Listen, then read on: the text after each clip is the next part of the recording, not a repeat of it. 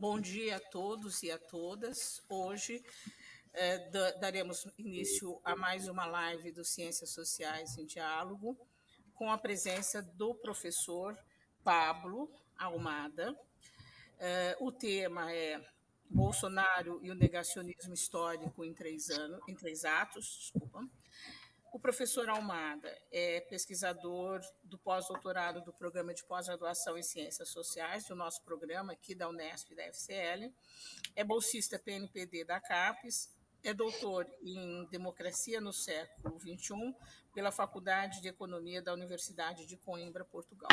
É um prazer ter o professor Pablo aqui, ele tem feito várias pesquisas sobre esse tema, né? E tenho certeza que isso vai acrescentar muito ao debate sobre essa questão do negacionismo do presidente Bolsonaro. Obrigada, Pablo. Obrigado, Tereza. Bom dia a todos e a todas. E, bom, eu tenho aqui, hoje, claro que fico muito contente pelo convite, espero que seja uma boa apresentação. Primeiramente, é bastante difícil também dividir aqui o horário com o Pazuello, né, na concorrência, mas seguramente acho que vou tentar aqui expor um pouco daquilo que é, ou aquilo que tem sido um desdobramento da minha pesquisa de pós-doutorado, né, sobretudo em relação àquilo que veio a ser construído esse chamado movimento, esse movimento histórico aí do negacionismo, tá? Quando eu comecei, em 2019, a fazer uma pesquisa em relação a 1968 e os movimentos de contestação à ditadura militar, a primeira coisa que me... inclusive, essa pesquisa, já a pesquisa do meu pós-doutorado, que é um desdobramento também da minha pesquisa do doutorado, uma das primeiras coisas que me chamou a atenção foi justamente essa construção que se começou a partir dos anos 2000, né, de fazendo uma crítica, uma revisão daquilo que foram os movimentos dos anos 60. Né? E nisso, quando eu fui me embrenhando mais na pesquisa, né, comecei a perceber o quanto que era importante entender o que era esse negacionismo e como que ele passava também pelos movimentos dos anos 60, não pelo discurso desses movimentos, mas, sobretudo, pela análise posterior, ou seja, tinha uma questão aqui de memória, né, tinha uma questão de como que essa memória de contestação da ditadura, ou essa memória do maio de 68, ela estava sendo ressignificada ao longo dos anos, e essa ressignificação trazia também uma recusa daquilo que foi esses movimentos, um não reconhecimento disso. Mas, ao entrar aqui um pouco mais na bibliografia sobre essa questão, e depois também tentando abranger um pouco mais o campo empírico, né, o que eu fui percebendo e que minha pesquisa foi conduzindo é que analisar essa ideia de negacionismo, né, que está presente nos dias atuais, remete-se, sobretudo, à compreensão de como que a ditadura militar ela foi vista no Brasil, né, e como, principalmente, alguns episódios da ditadura e alguns episódios da repressão, eles foram tratados, tá?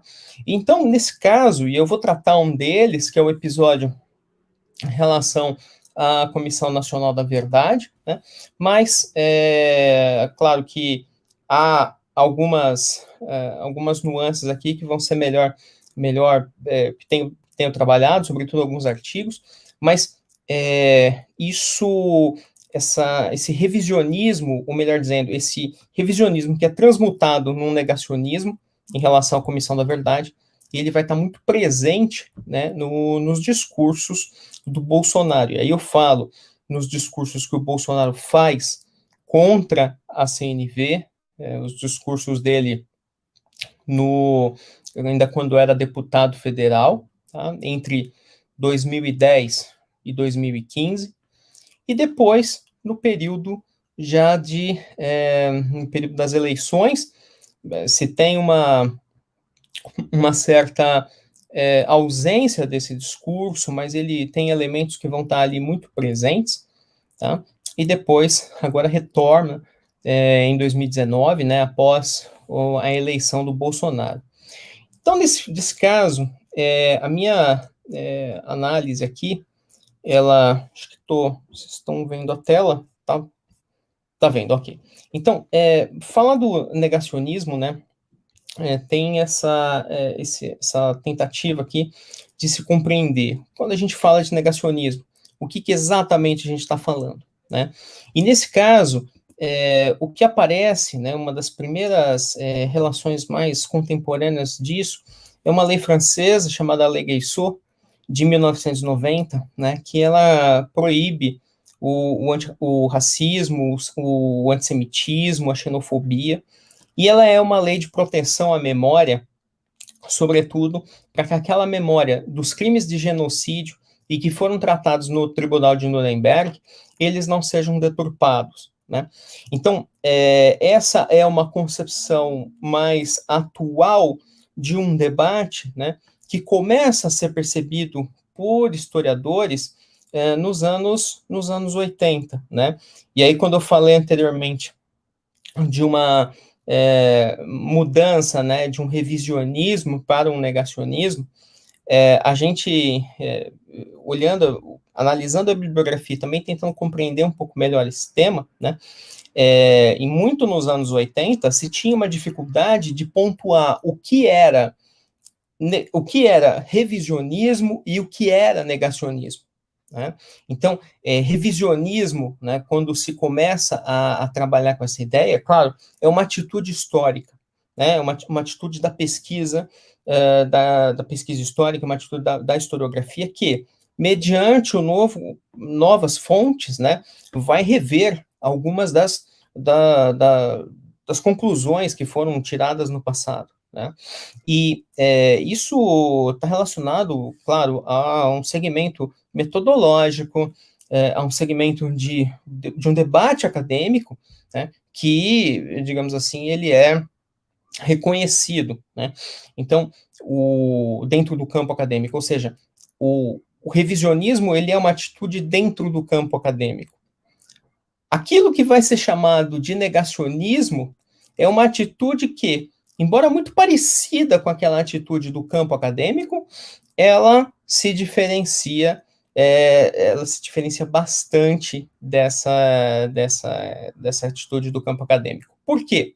Primeiro, porque quando a gente fala de negacionismo, a gente não está só tentando observar que existiriam novas fontes para determinados fatos.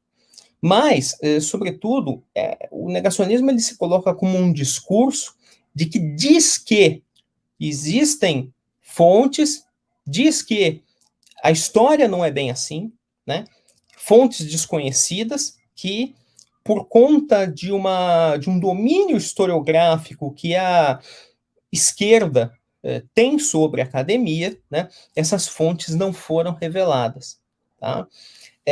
Além disso, uma atitude negacionista, ela quase sempre tende a perceber que aquilo que são os fatos, né, a forma que é conhecida majoritariamente sobre os fatos, ela é uma forma falseada, né? E isso traz bastante a ideia de que a história ela está sendo falseada pelo lado daqueles que são grupos políticos, nomeadamente de esquerda, né, e que tentam exercer o seu poder em torno das disputas do tempo presente. Então, uma atitude negacionista histórica, né, do negacionismo histórico, ela tende a sempre trabalhar com essa ideia de que a história contada não é bem assim. e que é necessário, então, contar uma outra história. Mas há uma ausência de fontes para que se conte essa outra história, né?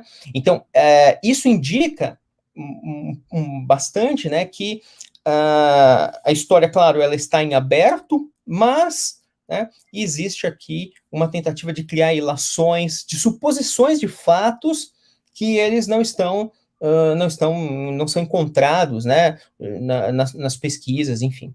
Mas essa ideia de negacionismo histórico, né, se a gente pegar ao longo dos anos 90 e 2000, a gente encontra outras referências, né, que vão ter uma atitude parecida com essa do negacionismo histórico. A primeira é o negacionismo científico, né, já bastante conhecido, bastante trabalhado, mas, sobretudo, marcando algumas posições que são as posições contra as vacinas, né? Claro que essa não é uma posição recente, até é uma posição que já existe há algum tempo, mas que também coloca em dúvida a existência de determinadas doenças. E, por exemplo, em 2003, 2004, né, uma das referências que o negacionismo científico ganhou foi sobre a dúvida da AIDS, né, e eventualmente a cura da AIDS, né. Então se colocava a ideia de que, claro que não se descobriu a cura pela AIDS porque a AIDS não existe, tá? Então essa ideia revela que não é só uma atitude cética também, mas é uma atitude de falseamento daquilo que são as descobertas científicas. Ao longo do tempo também foi aparecendo e vai aparecendo uma ideia de negacionismo ambiental, né? Ou seja, dizendo sobretudo que o aquecimento global ele é uma falácia, e ele é uma falácia criado por países ditos globalistas, né? Ou seja, países que acabam tendo um domínio político, um domínio do sistema internacional, né, e que promovem essa ideia de responsabilidade climática, sobretudo para prejudicar as relações econômicas de outros países. No caso, né, esse negacionismo ambiental, ele surge ali pós o protocolo de Kyoto, né? Ele, de certo modo, ele ganha as manchetes ao longo dos anos 2000 e vai se desdobrar mais à frente também e agora, né, sobretudo em relação à questão da Amazônia.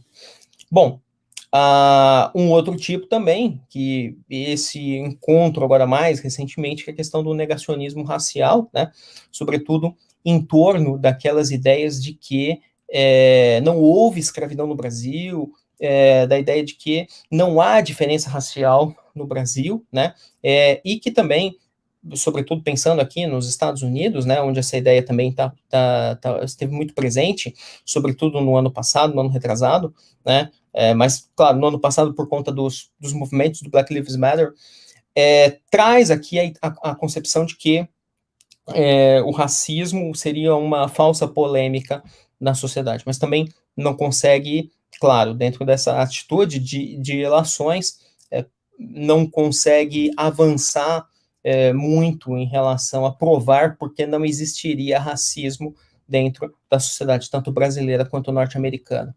Tá? Bom, com isso, eu queria, então, entrar um pouco nessa ideia atual de negacionismo, né? Quando a gente fala de negacionismo hoje, a gente tem que perceber, sobretudo, o papel da internet, o papel das redes sociais, e aí, quando eu falo de redes sociais, eu falo sobretudo, Twitter, claro, Facebook, mas pontuando duas coisas. Twitter e Facebook são duas plataformas as quais elas têm dados que são dados e postagens que elas acabam sendo públicas, ou seja, eu posso chegar e fazer uma postagem e que várias pessoas vão ver. Mas quando eu penso em redes sociais, eu também estou pensando nos aplicativos de mensagens, dos quais são mensagens pessoais que são passadas para os indivíduos, WhatsApp, Telegram, né, e entre outros Parler, né, também havia sido criado, e que são, você tem menos controle, né, tanto que tanto o WhatsApp, né, se a gente for pensar, tem uma dificuldade muito grande de criar políticas que sejam mais voltadas a que as mensagens sejam menos encaminhadas, né, e isso já não acontece tanto com o Twitter, com o Facebook, até com o YouTube, né, que vendo determinadas postagens, eles automaticamente apagam, né, ou então suspendem determinadas contas, como aconteceu com o Donald Trump. Tá? E um paradigma muito importante para se pensar esse negacionismo atual é justamente as eleições do Trump em 2016, a eleição do Bolsonaro em 2018, e ali a participação do marqueteiro do Steve Bannon, né, na concepção da campanha do Trump. Tá? Assim como a campanha do Bolsonaro, trabalhei um pouco com essa análise da campanha do Bolsonaro mais recentemente.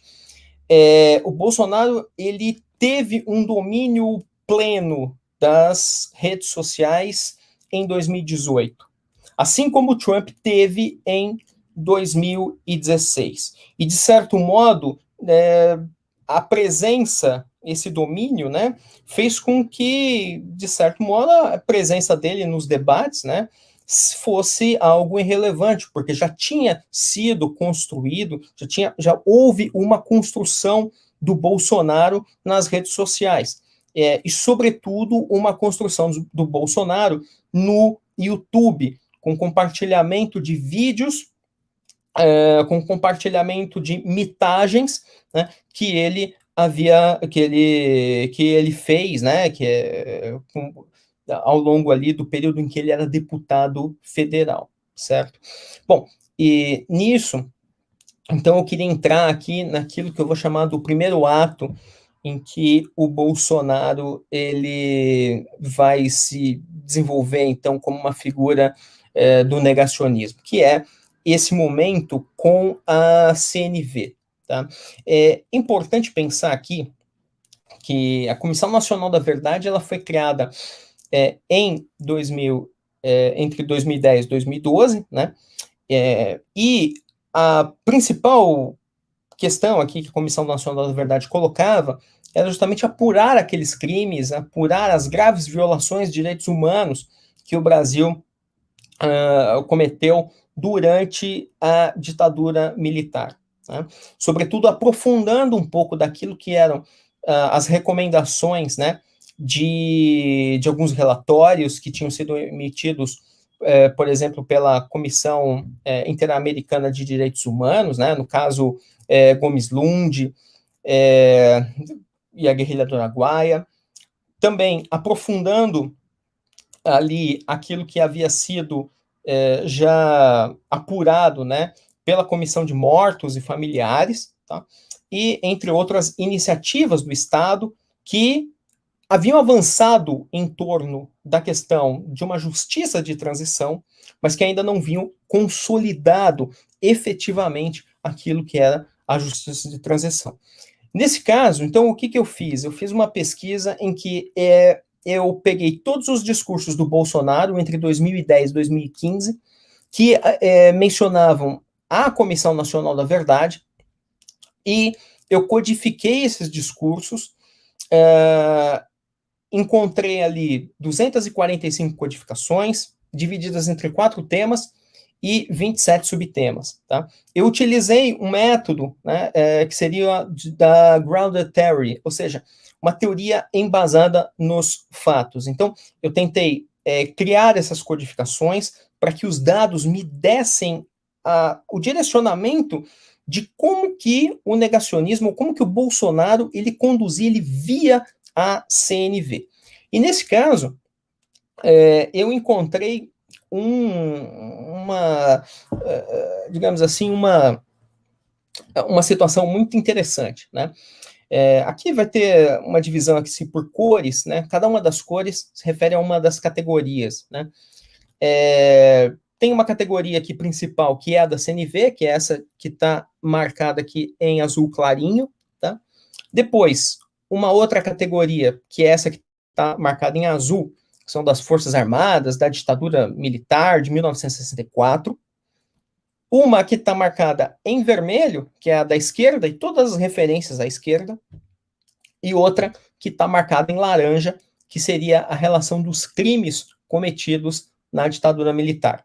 Crimes que, no olhar do Bolsonaro, eles eram bastante característicos da forma e do modo que a esquerda agia, sobretudo naquele que havia sido o episódio mais estudado da ditadura militar, da repressão da ditadura militar, que é a guerrilha do Araguaia. Ou seja, basicamente, grande parte das intervenções que o Bolsonaro fez ao longo da sua trajetória enquanto deputado federal, sobre a comissão da verdade, foi justamente fazer uma crítica de que aquilo que haviam sido os fatos da guerrilha do Araguaia, eles não estavam sendo apurados da forma como deveria ter sido. Ou seja, qual que é o embasamento que o Bolsonaro utilizava? E eu encontrei dois embasamentos. O primeiro, que seria o livro A Verdade Sufocada, do brilhante Ustra, né? E o Ustra, ele, depois até vale muito a pena, para quem estiver vendo, olhar um pouco do livro do Ustra, para ver o que é um exercício de negacionismo, né? De modo que o livro do Ustra, ele não trabalha com fontes. E é muito interessante porque as fontes do livro do Ustra são o próprio livro do Ustra. Ou então um arquivo pessoal do qual ele diz que tem, mas que em momento nenhum ele revela. E outra fonte que é apresentado no livro é um blog de seguidores do Ustra, que fizeram um blog de homenagem a ele, e ali eles contam a história da guerrilha do Araguaia, né? O principal conceito que está utilizado aqui é que a guerrilha do Araguaia, ela efetivava um justiçamento daqueles que eram os seus membros, e esse justiçamento significava que, de certo modo, não havia uma repressão da ditadura, um uso exacerbado da violência. Pelo contrário, a violência ela era proveniente dos próprios guerrilheiros. E nesse caso, o Bolsonaro ele faz os discursos em torno dessa questão, né? E quando ele praticamente não é levado a sério por conta disso. Tá? Mas a outra fonte disso está referente a 1964 e os editoriais dos jornais, sobretudo do Globo, né? Os editoriais que traziam a ideia de que a ditadura militar tinha sido estabelecida como uma revolução e que, se não houvesse essa tomada de poder, as forças da esquerda iriam tomar efetivamente o poder. Ou seja, é como se houvesse mesmo a ideia do golpe preventivo, aquela velha tese já bastante conhecida. Nesse caso, então, o que eu trouxe aqui nesse gráfico é para a gente ver que aqueles temas que estão mais próximos, né, por exemplo, como criação da CNV, sequestros, assassinatos, né, eles têm aqui uma coesão, digamos assim, eles estão muito, muito próximos da fala do Bolsonaro. E eles revelam que um pouco do argumento lógico que ele define. Porém, tem outros elementos muito interessantes que aparecem aqui. Um é que o ano de 1968, quando você tem justamente os movimentos contra a ditadura, eles são muito pouco trabalhados, né? Ele praticamente esquece isso. E outra é o aparecimento de crimes cometidos recentemente, como o caso da morte do prefeito de Santo André, o Celso Daniel. Tá? Então, aqui, uma questão, né, que a imprensa aparece, então, como essa fonte do negacionismo, né, com os editoriais de 1964, e que eles dão um aporte para o argumento do Bolsonaro em relação à ditadura civil-militar. tá? E, de certo modo, se estabelece aqui a ideia de que o Bolsonaro ele estaria defendendo, claro, a ditadura, e que a Comissão da Verdade é que estaria estabelecendo uma nova história, uma história que seria colocada ali, poderia ser passada naquilo que são os livros didáticos também. O segundo ato seria o ato das eleições, e esse é um ato muito interessante, porque fiz uma pesquisa aqui também em relação a isso. Eu peguei as mensagens de grupos bolsonaristas do WhatsApp, segui eles durante o período das eleições, foram basicamente 30 grupos, fiz 123 mil codificações, o que dá um volume gigante de informações, então já é um trabalho quase que de Big Data. Encontrei 9 temas e 49 subcódigos, também eu trabalhei com a Ground Theory, e nisso encontrei aqui aquilo que seriam temas que estariam mais presentes nesses grupos, nessas mensagens, tá? Então, o tema do PT, gênero, fraude nas urnas, corrupção, Venezuela, né, STF, entre outros aqui, eles são os temas que mais chamam a atenção e que, de certo modo, o argumento que eu encontro aqui é que a parte, por exemplo, falar da ditadura militar é um tema que praticamente esteve ausente do período das eleições, pelo menos dentro dos grupos do WhatsApp. Né? A referência que se tinha sobre ditadura era referência sobre Venezuela, sobre Cuba. Né? Então, esses eram as grandes ditaduras e que o Brasil não poderia se encaminhar para eleger o PT e se transformar numa Venezuela. Portanto, aqui a gente tem um momento, né, de que esses temas, eles mais ou menos eles guiam um pouco de um espectro da esquerda, de um espectro daquilo que seria a visão de que se teria que se estabelecer talvez um novo país para evitar essa tomada de poder da esquerda. Mas logo depois que o Bolsonaro é eleito, em 25/3, uma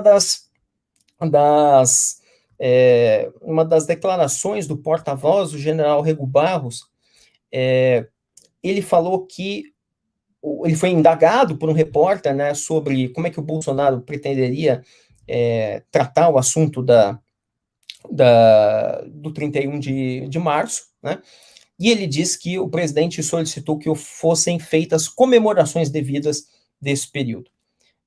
Nesse caso, eu codifiquei um pouco esse discurso aqui, e o que ele chama atenção, né, é que tem uma referência, claro, a 1964, tem uma referência muito, muito demarcada ao presente, uma referência ainda ali à ideia de que existiam elementos mais amplos em disputa, né? Mas que não era era só uma comemoração, talvez.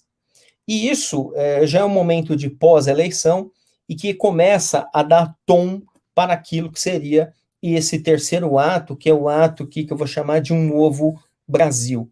E ele vai se definir na ideia da intervenção militar com Bolsonaro no poder. Primeiro, ele tem um grande embasamento naquilo que seria o artigo 142 da Constituição Federal, até numa leitura que o jurista, o Miguel Reale, havia realizado há muito tempo atrás, né, e que trazia a ideia de que, no artigo 142, os militares seriam uma espécie de poder moderador entre os três poderes. É claro que essa ideia ela é totalmente, assim, eu diria até estapafúrdia do ponto de vista jurídico, mas ela traz a ideia de que é necessário uma intervenção militar e que essa intervenção militar ela teria que se assumir com o Bolsonaro no poder, porque o Bolsonaro seria o representante dos militares. E eu pego aqui a ideia do novo Brasil e tentei entender isso em 3 discursos principais. Primeiro, o discurso que o Bolsonaro ele faz na Assembleia Geral da ONU, em 2019. Depois eu peguei um discurso do filho dele, do Eduardo, naquela live que ele faz com a Leda Nagli, e depois a fala que o Bolsonaro faz na manifestação contra o STF de 14 de abril de 2020. Tá?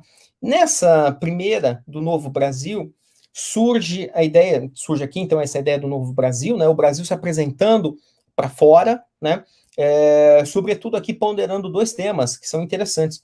O tema da Amazônia, de um lado, né, e lá no final o tema do socialismo, ou seja, o Brasil estaria se livrando do socialismo e deveria, então, talvez ter mais um cuidado interno, né, e esse livrar-se do socialismo.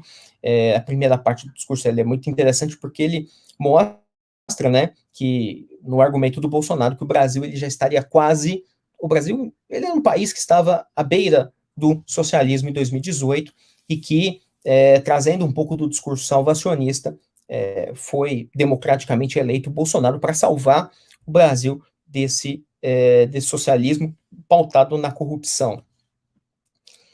Eduardo Bolsonaro, alguns meses depois, ele vai, né, no YouTube, num canal do YouTube, né, da jornalista Leda Nagli, e ele fala que, caso a esquerda, isso mediante o contexto, era o contexto das manifestações no Chile, e ele fala que caso a esquerda avançasse, né, seria necessário uma reação. E essa reação poderia vir, essa palavra é muito importante, por um novo AI-5. E a ideia aqui que o Eduardo Bolsonaro está levantando é que é tudo especulação. Pode ser que, mas se pode ser que, vai ter. Né? Aqui no final mostra aqui, né, vai ser, ter, como palavras, né, impositivas daquilo que vai acontecer caso a esquerda reagisse a alguma coisa. Né? Bom, finalmente, o último discurso aqui para analisar foi o que o Bolsonaro ele fez nas manifestações contra o STF em 14/4. E o principal bordão ali foi o não queremos negociar nada. Né? Esse discurso ele é um discurso ele é basicamente curto, né? Mas que ele traz a ideia de que nós, ou seja, eu, Bolsonaro, sou o povo, né? E estamos acima de todos. Né? Então é necessário então criar esse novo Brasil, e esse Brasil não vai negociar com alguém. Quem? Não se sabe. Esse sujeito oculto, né? Essa imprecisão é um traço que está sendo muito marcado aqui em todos esses momentos que eu mencionei. E é interessante porque a análise desses últimos quatro discursos revela que aquele que é o discurso da AGNU, que o Bolsonaro faz, ele traz uma linha, né, para tanto esse discurso da manifestação de abril de 2020, quanto para o discurso do Eduardo Bolsonaro, ou seja, a ideia de que, bom, era necessário, então, caso a esquerda venha, que se faça uma reação mais autoritária, que essa reação autoritária, ela significaria que não iria negociar com outras forças, né, e aí sim se apresentaria um Brasil. Isso aqui é praticamente um roteiro de autoritário, um roteiro golpista, né? Então a gente pode especular aqui, né? Seria o quê? Uma escalada autoritária do governo Bolsonaro, como se tem dito, seria uma fenda autoritária da Constituição de 88 que permite com que essas práticas elas continuam se mantendo, né? Seria então uma falha da justiça de transição que não conseguiu estabelecer os mecanismos democráticos de forma mais sedimentada no Brasil, ou então essa projeção das fake news, a projeção da imprensa que vai nutrindo esses posicionamentos mais autoritários, né? Com isso, eu queria fechar aqui um pouco da apresentação, talvez encarando o Bolsonaro de uma forma um pouco menos autoritária e um pouco mais alegórica. Pensando aqui um texto, né, que é um livro do Thomas Mann, O Mário e o Mágico, a ideia de um mágico que tentaria seduzir o seu público, né, e que criaria um aspecto um tanto quanto instável ali na sociedade italiana dos anos 30. Diz lá o Thomas Mann, né, que não tardamos a entender que se tratava de política, que a ideia de nação estava em jogo, ou seja, que ele está tratando de um momento em que as crianças estão na praia, né, e que o narrador percebe a política. Efetivamente, a praia formigava de crianças patriotas, fenômeno anormal e aflitivo. Havia suscetibilidades, expressões de um sentimento de orgulho que pareciam difíceis demais e muito doutrinárias para merecer inteiramente o seu nome. Brigas por causa de bandeiras, desavenças de consideração, de precedências. Os adultos se metiam muito mais para decidir e salvaguardar os princípios do que para consolidar. Mostra aqui um pouco, né, um pouco fechando essa reflexão de como que esse negacionismo ele traz essa figura, o tanto quanto polêmico, tanto quanto infantil do Bolsonaro, né, mas que tensiona e faz com que esgarce, de certa forma, os limites da democracia. É isso.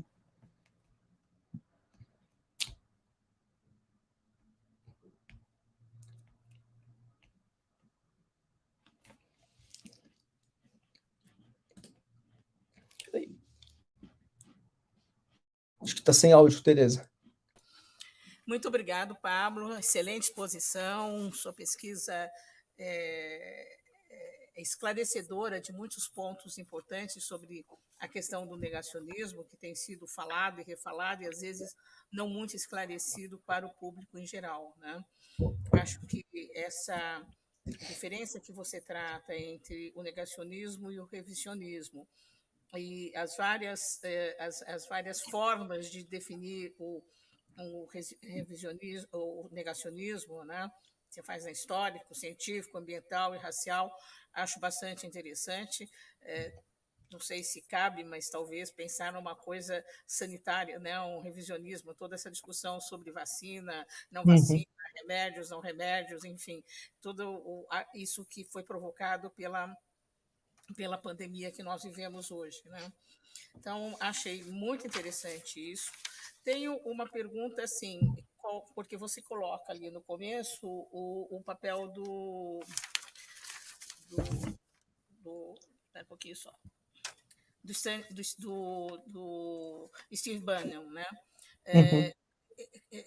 Assim, só para falar um pouco qual a influência dele nessa forma de trabalhar o real ou não real pelo Bolsonaro e seus filhos, teve a influência do Steve Bannon, né? Assim, os 3 atos que você colocou, acho muito interessante, talvez caiba um 4º ato, né, que é esse ato de como esse negacionismo se expandiu para a questão do negacionismo da pandemia, né? E aí talvez falar um pouco sobre isso.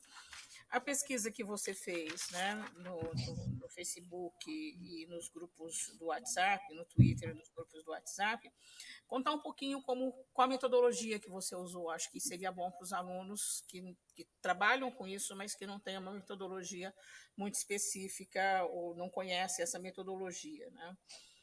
E, finalmente, hoje está nos jornais, né, que o Bolsonaro pretende editar um decreto para proibir a suspensão das lives, enfim, das declarações que ele faz via as redes sociais. E como você entende, tem toda uma discussão que Facebook e Twitter são empresas privadas e que o governo não teria condições de fazer esse decreto. É isso, depois tem algumas perguntas, depois se responder eu faço as outras perguntas aqui, tá? Ok. Bom, pontuar aqui algumas questões. Eu tentei, nesse momento, fazer justamente um recorte, tentando pensar o período imediatamente anterior à pandemia, mas, claro que a pandemia, eu estou aqui já já fiz a coleta de dados dos discursos que o Bolsonaro fez na pandemia, e talvez eles sejam um pouco mais estarrecedores do que isso. Então eu tenho que tomar um fôlego aqui para analisar eles melhor. Mas tem um detalhe aqui, é que a gente vê se a gente for, sei lá, ver nos grandes jornais, né, quando se fala de negacionismo, se fala negacionismo histórico, negacionismo científico, negacionismo ambiental, negacionismo racial, e tudo isso está no período da pandemia, parece que tudo isso convergeu a uma ideia de negacionismo.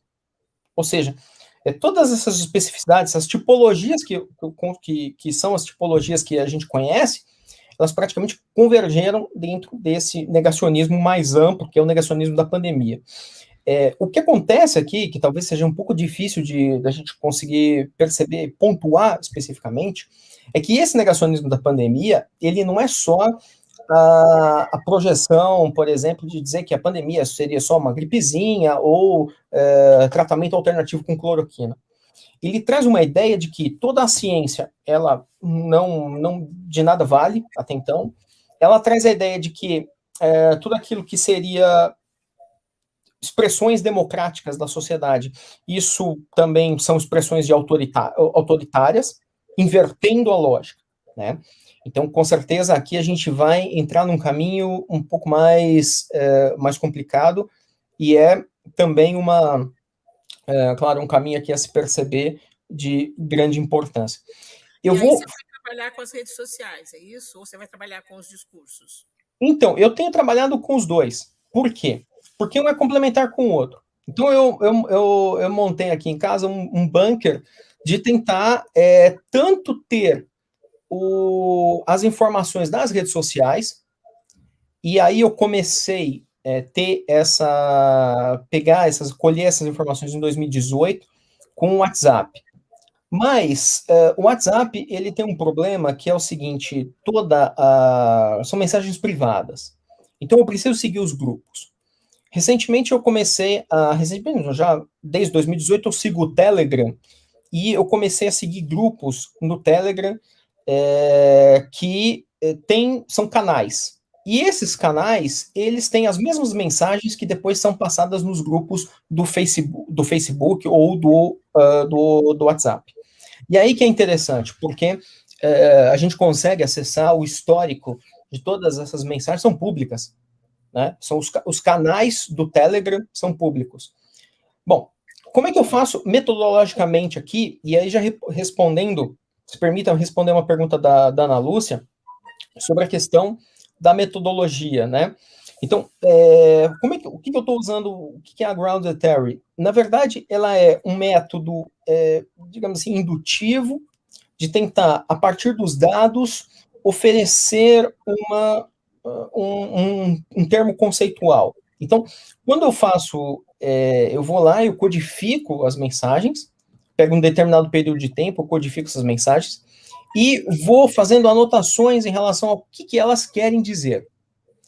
Essas anotações permitem com que depois eu abstraia mais e possa, eventualmente, confrontar aquilo que é falado como negacionismo nas redes sociais, seja no WhatsApp, ou seja em outras redes, eu tenho analisado mais o WhatsApp, com aquilo que é visto como a forma conceitual.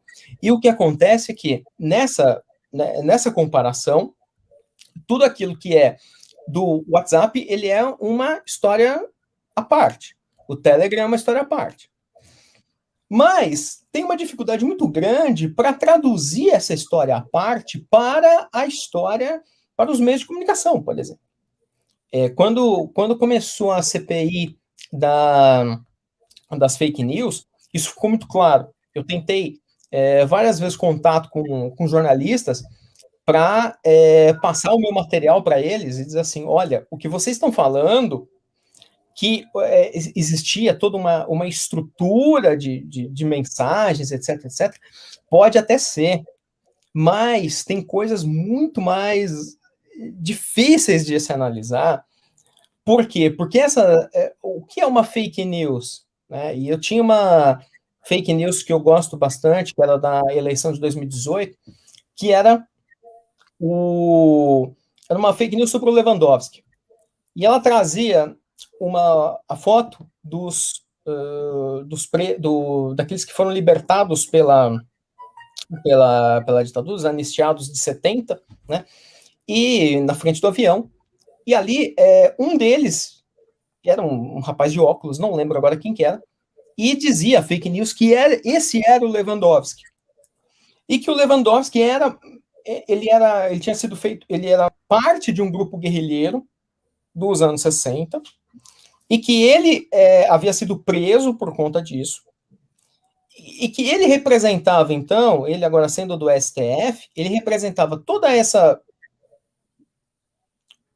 conjuntura comunista dos anos 60. E essa fake news, ela é muito interessante para a gente pensar aqui um pouco do papel até do Steve Bannon. Por quê? Porque é que todo esse grupo de mensagens, essas fake news, elas não têm uma origem. Elas vêm. Então, aquilo que é a ideia de que existiria uma propaganda política muito bem organizada, né? Isso cai um pouco por terra.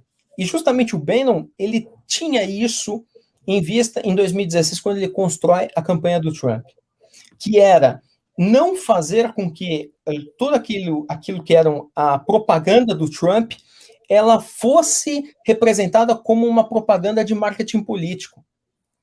Não era aquilo. Então, assim, e aí quando a gente segue esses grupos, é muito interessante porque a gente consegue perceber aquilo que são mensagens de cunho mais oficial e aquelas mensagens que a gente não sabe de onde vem, o famoso encaminhado. E aí, quando seguindo, por exemplo, no Telegram, já, né, e aí já indo, avançando aqui, né, falando de outras coisas, mas no Telegram é bastante interessante, porque tem os canais oficiais dos candidatos, do Bolsonaro, do Jair, do Eduardo, enfim, e tem também aquilo que é os canais, o submundo. E é nesse submundo que ele é bastante rico. Né? E isso parece... Esse submundo são as deep... Não chega a ser uma deep web. Não chega a ser uma deep web. Porque ela tem um compartilhamento... eu sigo um que é sobre... que eu gosto bastante, que eu vejo quase todo dia, que é um sobre as manifestações nas portas dos quartéis. E o que acontece é um grande compartilhamento de fotos, vídeos, etc., de pessoas que estão indo para a porta do quartel pedir intervenção militar, com Bolsonaro no poder, e que, com isso, você gera uma discussão, às vezes o pessoal aplaudindo, etc., etc. E aí, é interessante porque todo o discurso que se constrói só esses vão ser os nossos, que vão nos salvar. Tem um resquício ali do salvacionismo da República, né? O salvacionismo de 64 retoma agora, né? Só que agora com o Messias. Então, agora você tem não mais só os militares que vão salvar, mas você tem já essa construção religiosa até do Bolsonaro, né? E então vai um pouco nesse âmbito. E pensar que, só para terminar um pouco essa questão, pensar, por exemplo, o que a teoria, como que a gente pensa em termos metodológicos aqui, para trabalhar com isso. Eu falei que seria, às vezes, necessário comparar, mas no fundo a gente está trabalhando com Big Data. E aí a questão o método, né, às vezes, eu vou dar um exemplo aqui. Quando eu estava fazendo a codificação dos grupos, das mensagens do grupo de WhatsApp, teve um grupo que ele teve mais ou menos 1.500 mensagens mandadas em contínuo sobre fraude nas urnas. E essa representação da fraude nas urnas, ela pouco se repetiu nos outros grupos. E o mais interessante disso tudo é que, é claro que essa amostragem, ela desequilibra a minha amostragem final, mas ela mostra uma questão que está sendo debatida atualmente, né, não é só a desconfiança eleitoral, a desconfiança do processo eleitoral, a desconfiança da própria democracia, dos pilares da democracia. É também a desconfiança de que, havendo eleições, e agora a questão que se coloca muito nesses grupos é, se houver eleições, e o resultado delas não for o resultado que é evidenciado nos grupos do WhatsApp ou nas enquetes do Facebook, ou seja, que o Bolsonaro ganharia em primeiro turno, isso seria fraudado, as eleições seriam fraudadas. E esse é o mesmo discurso que o Trump faz quando perde para o Biden, mas quando ele demora cerca de um mês para reconhecer que de fato ele tinha perdido, e ele tenta ali recorrer às instâncias jurídicas, ele tenta fazer com que alguns resultados não que houvessem reapurações das urnas, né? Mas a questão que estava colocado ali nos Estados Unidos é que parte dos votos eram, aliás, parte não, que os votos eram votos impressos. Então, peraí, então a contradição aqui fica assim, aqui estamos pedindo os votos impressos, porque esses votos impressos seriam uma garantia contra a fraude nas urnas, mas nos Estados Unidos, onde você tem as urnas que não são eletrônicas, houve fraude.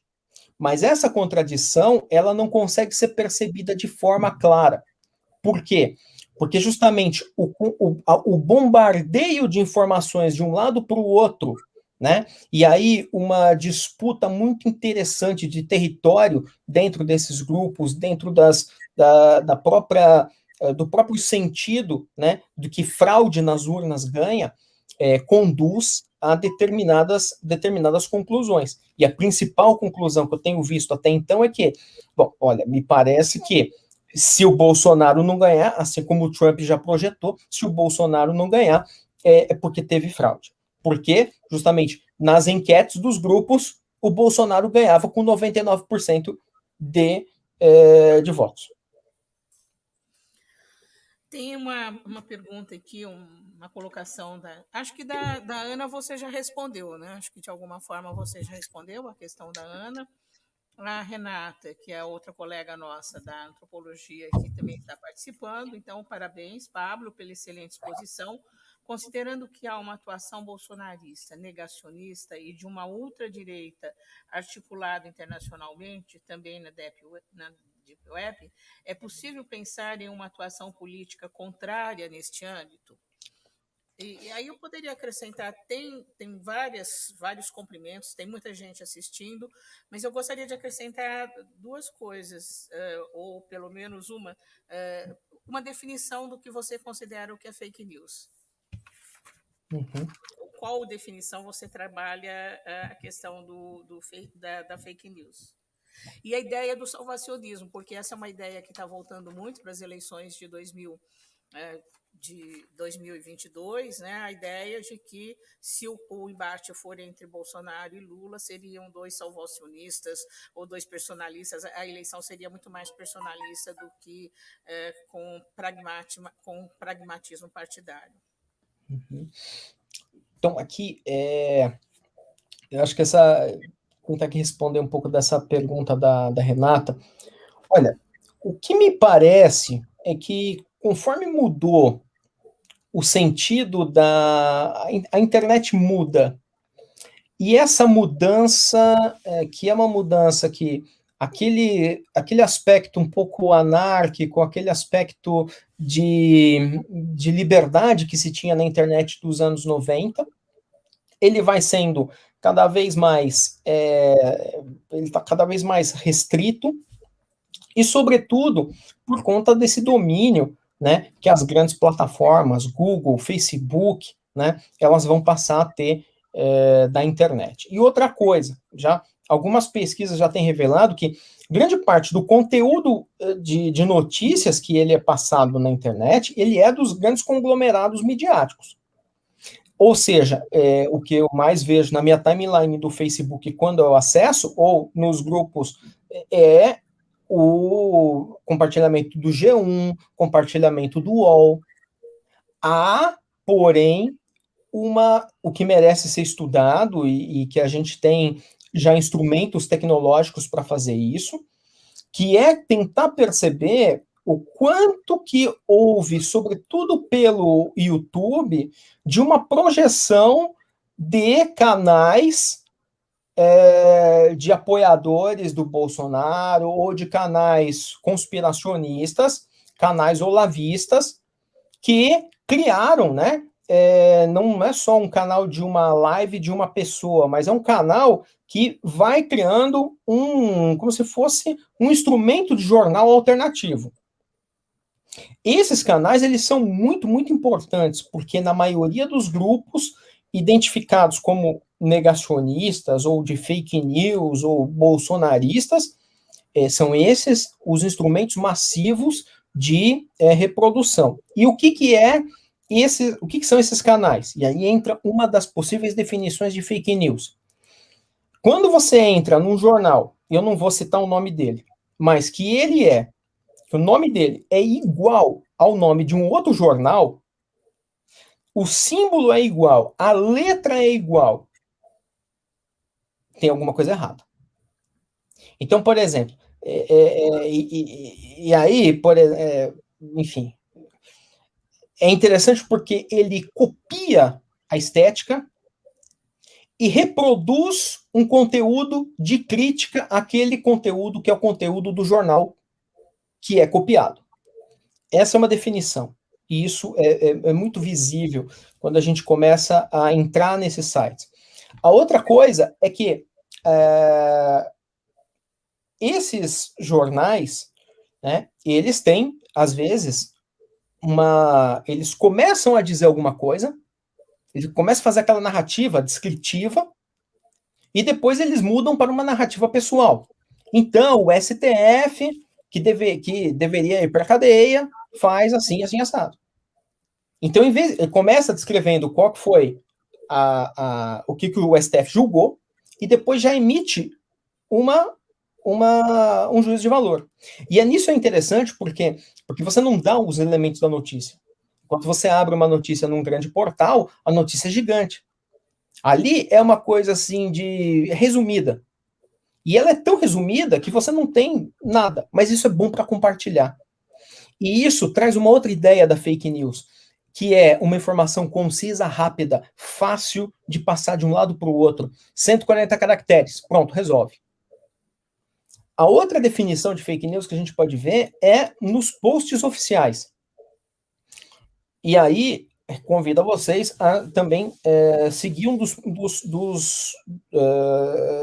seguir o Twitter do Carlos Bolsonaro. E é muito interessante, porque precisa codificar um pouco da mensagem do que ele está falando. E, às vezes, o link da informação não tem nada a ver com o que ele está falando. E esse é uma terceira aspecto de fake news, ou seja, quando você tem, às vezes, uma mensagem que vem com um link, e o conteúdo daquele link, ou ele é editado, ou ele não tem absolutamente nada a ver com a legenda, né? Ou então vem o link e não vem uma legenda, vem já uma interpretação daquilo lá, e você fala assim, bom, eu não preciso abrir isso aí. Isso aconteceu assim, o Lula é ladrão, ponto final. Né? Então ela já vai induzindo você antes de acessar esse conteúdo. E aí, só complementar aqui uma questão da pergunta da Renata, que eu acho que é bem legal aqui se pensar. Isso não é Deep Web, isso é Surface. Ou seja, a Surface ela está muito mais segmentada a ponto de você ter todo esse aspecto informal de fake news, de extremismo, e que não precisa passar para uma Deep Web, ou seja, eu não preciso de um navegador próprio para entrar nisso. Eu consigo acessar no meu próprio browser. Eu consigo acessar toda essa disposição. É como se ela fosse uma internet lado B dentro do lado A. Ela existe, ela está aí, e vira e mexe, a gente entra nela. Vini Mesh é o nosso colega que compartilha um link e você vai abrir e fala, nossa, o link não abre. Por que ele não abre? Ah, porque ele era vírus? Não. É porque aquela notícia que havia sido compartilhada há 2 horas atrás, ela já saiu do ar. E esse site abriu a mesma notícia, a mesma página em outro site parecido. Recentemente eu encontrei essa mesma disposição no YouTube, num canal que ele não é só um canal, ele é um canal, mas ele tem outros cerca de 30 outros canais. E aí, como é que eu percebi isso? Era um canal que ele estava fazendo uma live com o presidente, é um canal estava fazendo uma live com o presidente, e eu olhando os grupos do Telegram, eu recebi o mesmo link de um outro canal. E sem querer eu entrei. E aí eu percebi, falei, peraí, eu tô vendo uma coisa no meu computador e no meu celular eu tô vendo um outro canal com o mesmo nome e não é o mesmo canal, não era.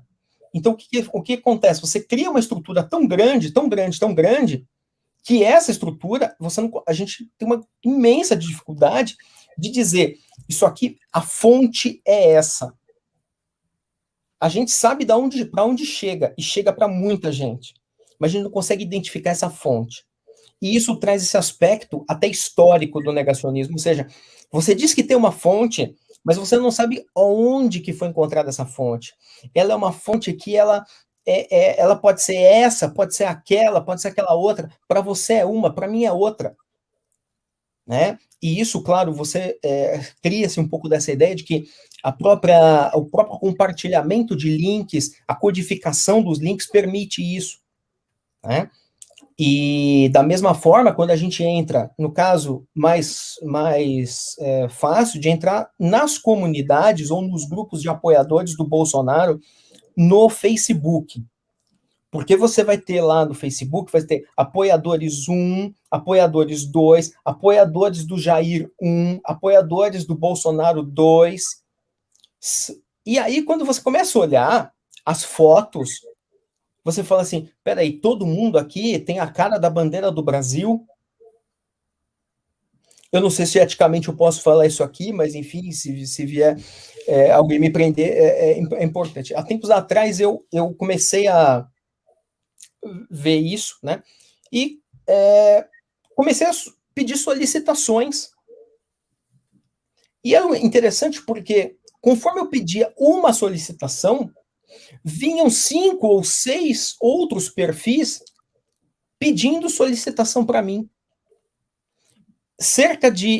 Em cerca de 1 a 2 dias, eu que comecei com 0 amigos, eu tinha 500 amigos.